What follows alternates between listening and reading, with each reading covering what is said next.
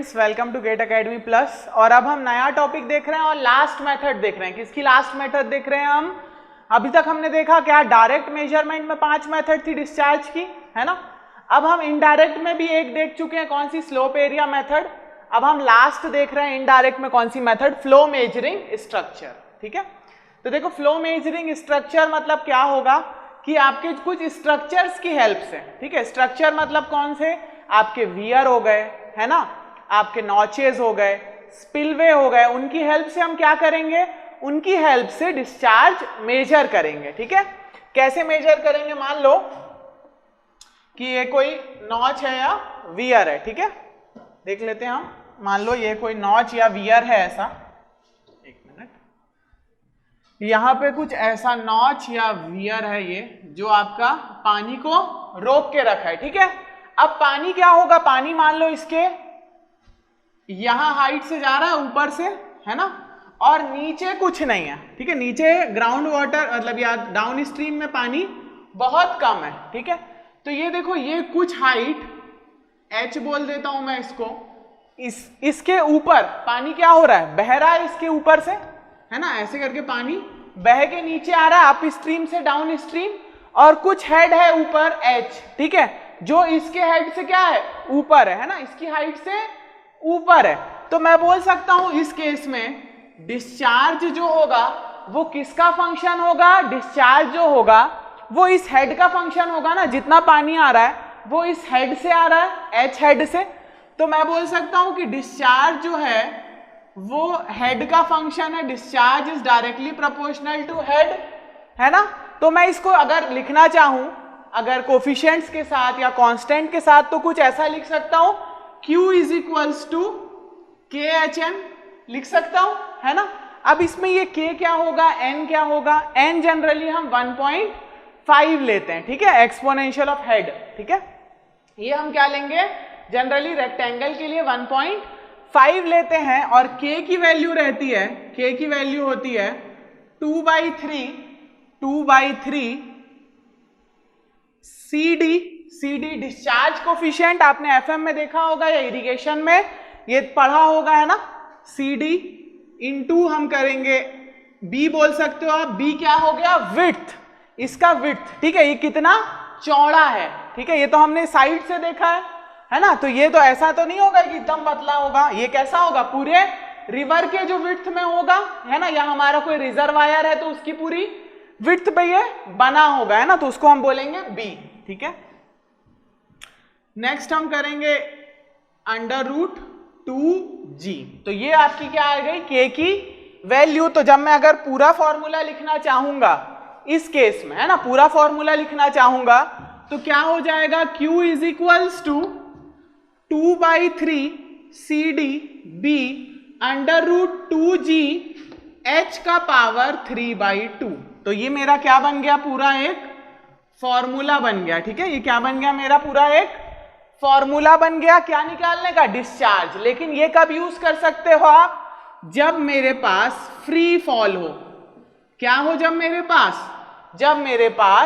Free fall हो। ठीक है, जब क्या होगा, मेरे पास फ्री फॉल होगा, तभी मैं इस मेथड को यूज कर पाऊंगा। ठीक है, चलो अब एक और केस बन सकता है ना, हमारा एक और केस भी बन सकता है। मान लो हमेशा ऐसा तो नहीं है कि जो आपका डाउन स्ट्रीम वाटर है वो हमेशा जरूरी तो नहीं है कि इसके नीचे ही रहेगा, है ना, कभी सबमर्ज कंडीशन भी आ सकती है।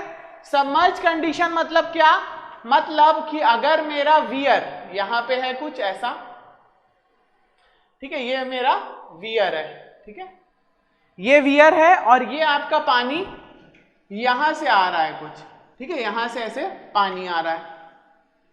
तो ये अप स्ट्रीम में तो देखो हेड है H, है ना, ये हेड है कितना, H1, अप स्ट्रीम में तो है हेड 1 H1, अप स्ट्रीम में तो है पानी। अब अगर डाउन स्ट्रीम में नहीं होता इस केस जैसा, तो सिमिलर हम सिंपल बना लेते, ठीक है, फ्री फॉल वाला। लेकिन अगर सबमर्ज है, मतलब यहां से भी डाउन स्ट्रीम में भी कुछ पानी है इसके पास, है ना, डाउन स्ट्रीम में भी कुछ पानी है, अप स्ट्रीम से कम होगा लेकिन होगा तो, और ये हाइट इसकी कितनी हो जाएगी, ये हाइट होगी H2। ठीक है, तो इसके लिए भी एक फॉर्मूला आया है ना, या तो आप क्या करो, या तो हम डायरेक्ट ये वाले हेड का अगर हमारे पास पूरा डाटा है ना, तो हम दोनों का डिस्चार्ज ऐड करके टोटल डिस्चार्ज भी निकाल सकते हैं, ठीक है। या आपको यहीं पे डिस्चार्ज कैलकुलेट करना है तो उसके लिए हमको रिडक्शन फैक्टर भी यूज करना पड़ता है, और उसके लिए फॉर्मूला हो जाता है, उसके लिए फॉर्मूला हो जाएगा आपका, देखो Q1, सॉरी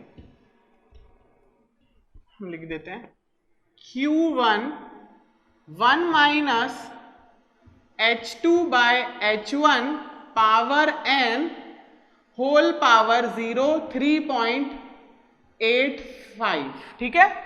ये मिल गया हमको फॉर्मूला, किसके लिए, जब ये कैसा हो, जब हमारे पास कंडीशन कैसी हो, सबमर्ज कंडीशन हो, ठीक है। जब कंडीशन कैसी होगी, सबमर्ज होगी, ठीक है। मतलब पानी क्या है, वियर से दोनों साइड में ऊपर है, और फ्री फॉल में क्या था कंडीशन, हमारे पानी कहाँ था, वियर से एक ही साइड में बस ऊपर था, अप स्ट्रीम में, डाउन स्ट्रीम पानी बहुत कम था, ठीक है। तो ये क्या हो रहा था, ये फ्री फॉल हो रहा था, इसको कोई रोक नहीं रहा था। लेकिन यहाँ पे क्या होगा, डिस्चार्ज को अपोज करेगा ये वाला हेड, है ना, पानी को आने के लिए क्या करेगा, थोड़ा अपोज करेगा, इसलिए क्या हो गया माइनस, ठीक है। तो डिस्चार्ज की वैल्यू थोड़ी सी कम दिखाई देगी हमको, ठीक है। अब देखो आप इसे कौन कौन से स्ट्रक्चर में कर सकते हो, ये आप कर सकते हो नॉचेज में, है ना, thin plate notches, thin plate notches,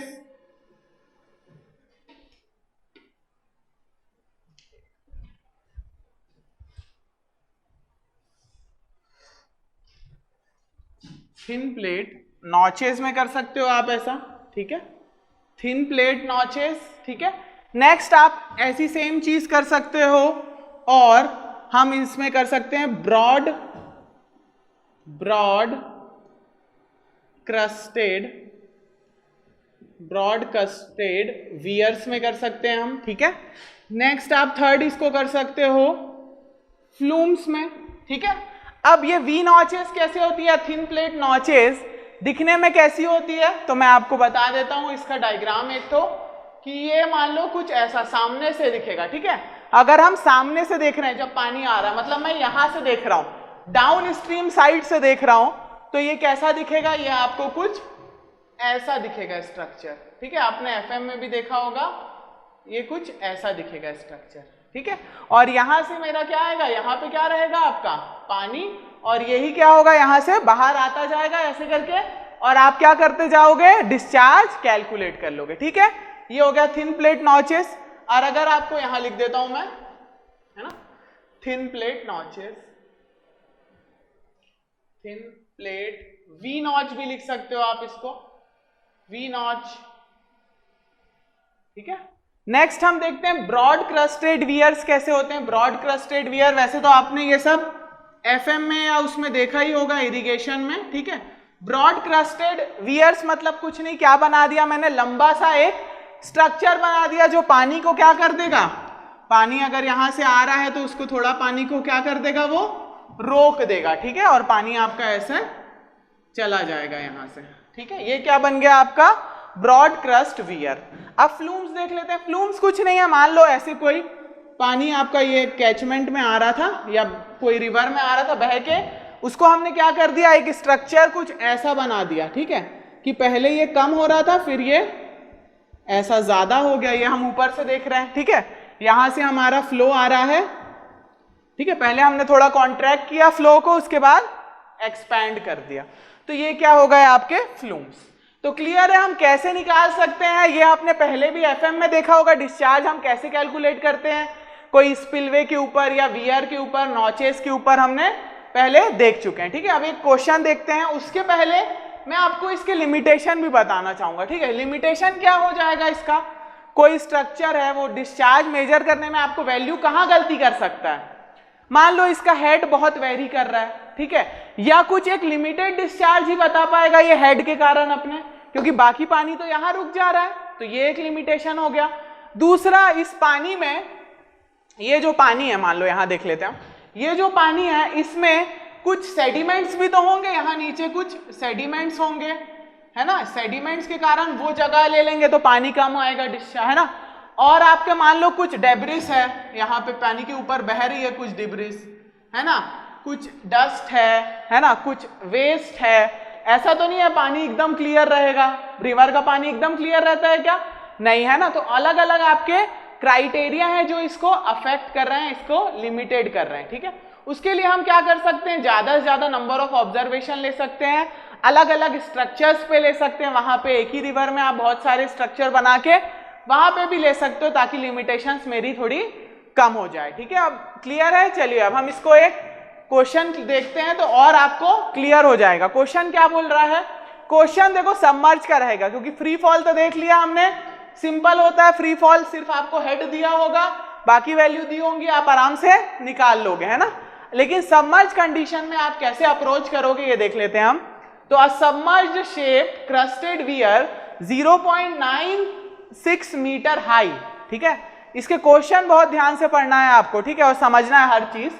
एक वियर है जिसकी हाइट कितनी है, तो हम साथ ही साथ डायग्राम भी बनाते रहेंगे, ठीक है। तो ये एक वियर हो गया मेरा, ये एक छोटा सा वियर है, ठीक है, जिसकी हाइट कितनी है, जिसकी हाइट है मेरे पास 0.96 मीटर, ठीक है। ये वियर की हाइट दी हुई है। आगे देखते क्या बोल रहा है।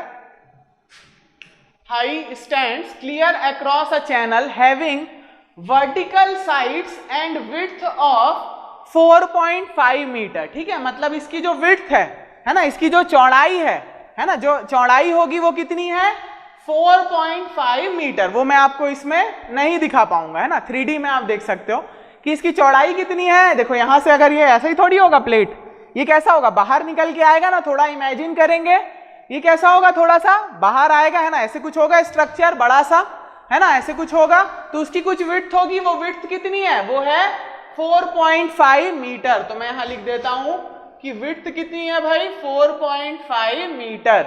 ये जो बी वाला पार्ट था हमारा, यही मैं आपको बोल रहा था, ये कितना है, 4.5 मीटर, ठीक है। चलो नेक्स्ट देखते हैं। अ depth of water in the channel of approach, ठीक है, कितना है अप्रोच, 1.45। मतलब क्या है, देखो इसका कि ये जो पानी इस ऊपर से बह रहा है, इस क्रस्ट के, है ना, ये जो वियर के ऊपर से बह रहा है, उसकी हाइट कितनी है, उसकी हाइट है टोटल, उसकी हाइट है टोटल 1.45 मीटर, ठीक है।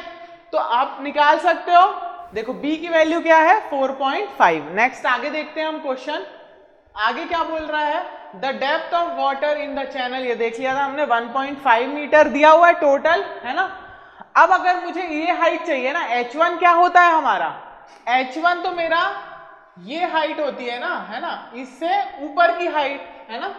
तो देखो यहाँ पे h1 क्या हो जाएगा, h1 क्या हो जाएगा, देख लो यहाँ पे पहले ही निकाल लेते हैं हम। h1 क्या हो जाएगा, h1 हो जाएगा 1.45 माइनस 0.96 मीटर, ठीक है।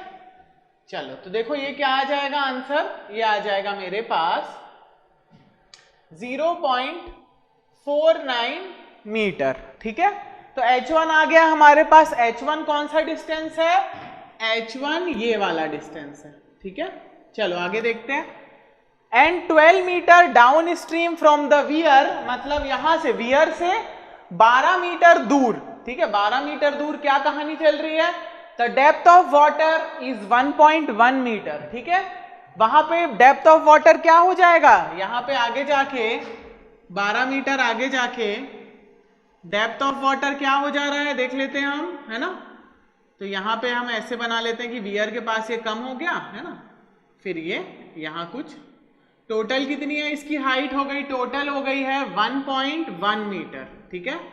तो डाउन स्ट्रीम में भी पानी क्या है, वियर के ऊपर है, ठीक है। मतलब कौन सी कंडीशन है, सबमर्ज कंडीशन है, ठीक है। अब देखो यहाँ पे पानी H2 क्या हो जाएगा, H2 ये हो जाएगा, है ना, H2 क्या हो जाएगा, H2 आपकी ये वाली डेप्थ हो जाएगी, ठीक है।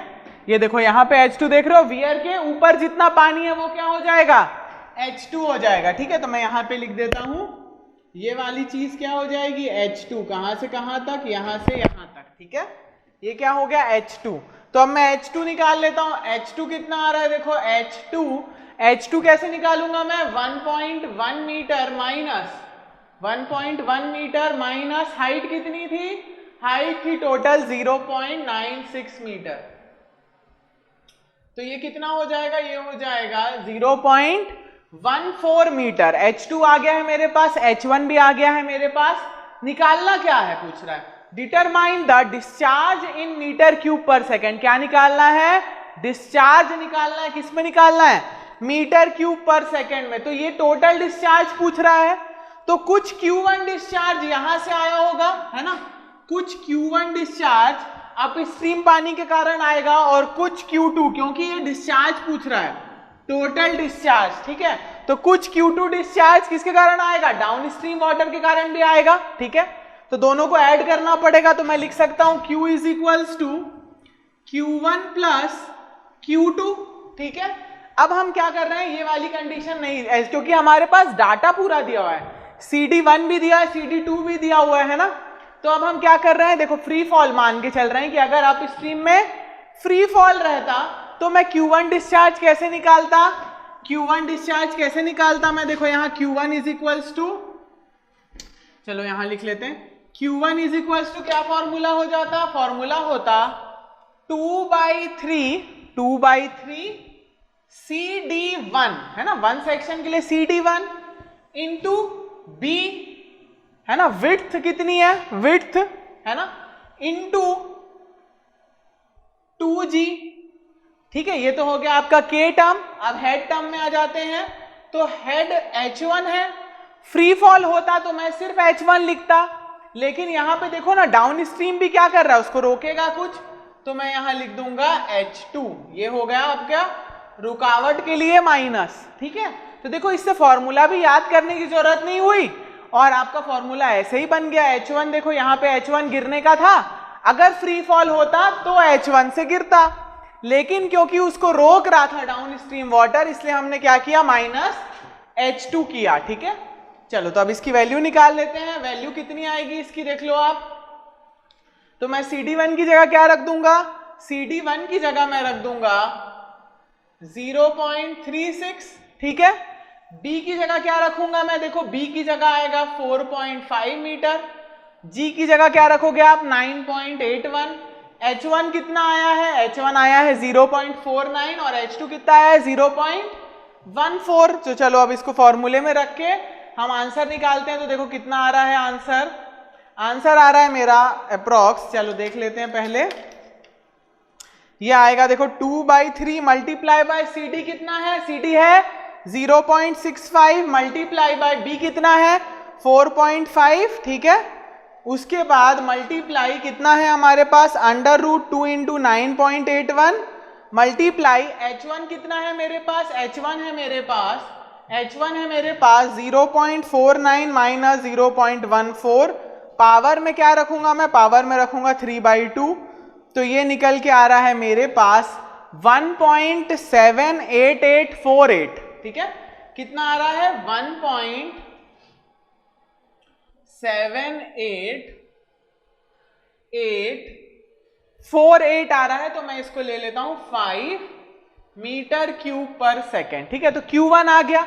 अब अगर मुझे Q2 निकालना है, Q2, ठीक है, कि हाँ इसके कारण क्या डिस्चार्ज आ रहा है, Q2, है ना, ये ऊपर जो डाउन स्ट्रीम में पानी है उसके कारण क्या डिस्चार्ज आ रहा है, तो मैं क्या करूंगा, नॉर्मल जो स्पिलवे में लगाते हैं हम CD2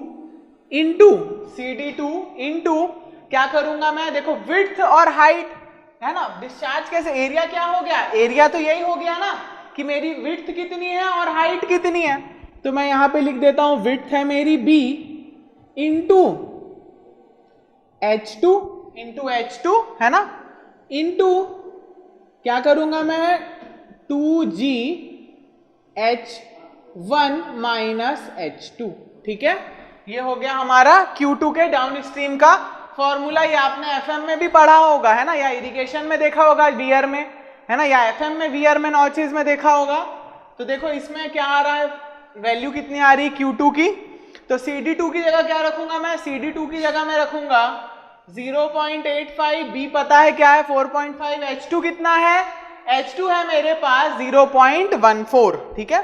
तो यहां रख देता हूं 0.85 इंटू B है मेरे पास 4.5 इंटू 0.14 इंटू √2 इंटू जी कितना होगा, जी होगा 9.81, ब्रैकेट में h1 क्या है, h1 है मेरे पास 0.49 माइनस 0.14, तो ये निकल के आ रहा है अराउंड 1.0432, ठीक है, मीटर क्यूब पर सेकेंड।